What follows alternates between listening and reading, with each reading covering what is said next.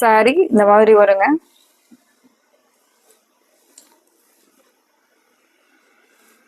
இந்த சாரிக்கு பிளவுஸ் வந்து சேம் அந்த பார்டர்ல இருக்கிற மாதிரியே நமக்கு ஒரு சின்ன ஃப்ளாரல் டைப்ல கைக்கும் இந்த பார்டர் வந்துருங்க. டெம்பிள் பார்டர்ல கைக்கும் வந்துடும்.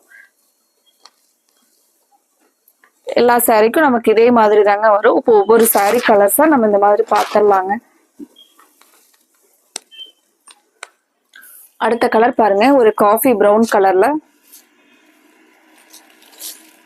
நல்ல ஒரு பிரைட்டான கலர் பாருங்க.